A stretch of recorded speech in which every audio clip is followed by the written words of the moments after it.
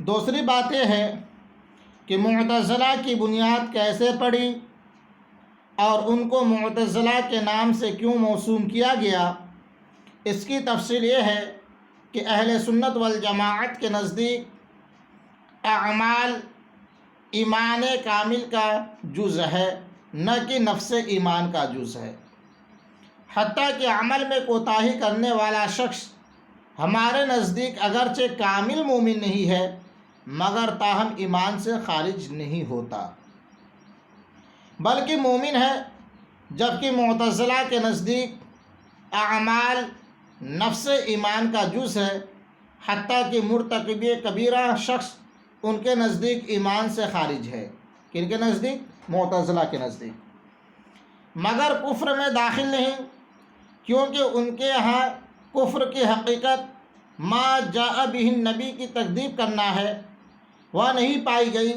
اسی وجہ سے جب ایک شخص حضرت حسن بصری کے پاس آیا اور اس نے سوال کیا کہ ہمارے زمانہ میں دو جماعتیں ظاہر ہوئی ہیں، ایک کا خیال ہے کہ مرتکب کبیرہ کافر ہے اور دوسری جماعت کا خیال ہے کہ ایمان کے ہوتے ہوئے کوئی گناہ مذنب نہیں ہے، تو آپ بتائیں ہم کیا عقیدہ رکھیں؟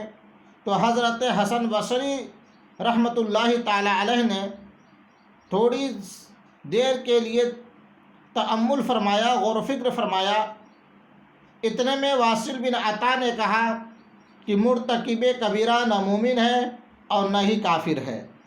پھر مسجد کے ستون کے پاس کھڑے ہو کر اس جملہ کا تکرار کرنے لگا اور کہنے لگا کہ اگر بغیر توبہ کے مر گیا تو جہنم میں داخل ہوگا، لیکن اس کا عذاب کفار کے عذاب سے ہلکا ہوگا۔ تو اس نے کفر اور ایمان کے درمیان ایک درجہ ثابت کر دیا، اسی کو وہ منزلۃ بین المنزلتین سے تعبیر کرتے ہیں۔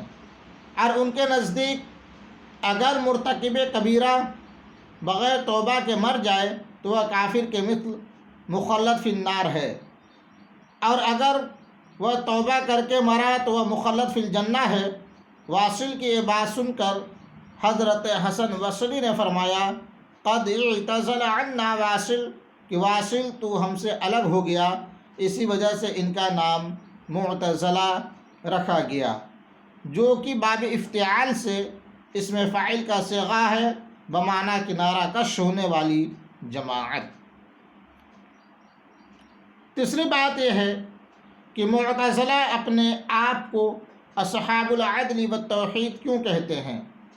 اس لیے کہ معتزلہ کا عقیدہ یہ ہے کہ جو لوگ فرما بردار ہیں، اللہ تعالیٰ کی اطاعت کرتے ہیں، تو اللہ تعالیٰ پر ان کو ثواب دینا اور جنت میں داخل کرنا واجب ہے، اور جو لوگ نافرمان ہیں، اللہ کی اطاعت سے سرکشی کرتے ہیں، تو اللہ تعالیٰ ان کو سزا دینا اور جہنم میں داخل کرنا واجب ہے۔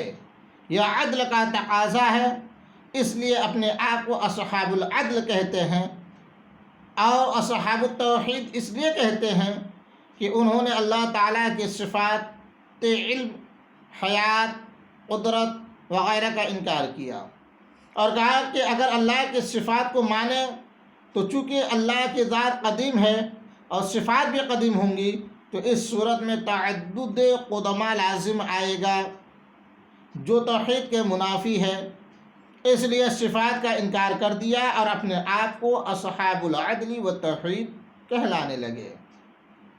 اس کے جواب میں اہل سنت والجماعت فرماتے ہیں کہ اللہ پر کوئی چیز واجب نہیں، مطیع اور عاصی سب اللہ کے بندے ہیں اور اس کے مملوک ہیں، مالک کو اپنی ملکیت میں ہر طرح کا تصرف کرنے کا اختیار ہوتا ہے۔ اگر اللہ تعالیٰ مطیع کو جہنم میں ڈال دے تو یہ اس کا عدل، اور اگر جنت میں داخل کر دے تو یہ اس کا فضل ہے۔ توحید کے بارے میں اہل سنت یہ جواب دیتے ہیں کہ قدیم صرف ایک ذات ہے اور وہ اللہ تعالیٰ کی ذات ہے، اس کی صفات ماننے سے جو تعدد قدمہ لازم آتا ہے یہ توحید کے منافی نہیں ہے، اور جو توحید کے منافی ہے وہ ذات قدیمہ کا تعدد ہے جو یہاں لازم نہیں آ رہا ہے۔ واصل بن عطا کی ولادت 80 ہجری میں ہوئی اور وفات 131 ہجری میں ہوئی۔ کنیت ابو حذیفہ اور لقب غزال ہے، اور حضرت حسن بصری رحمۃ اللہ علیہ کا شاگرد ہے۔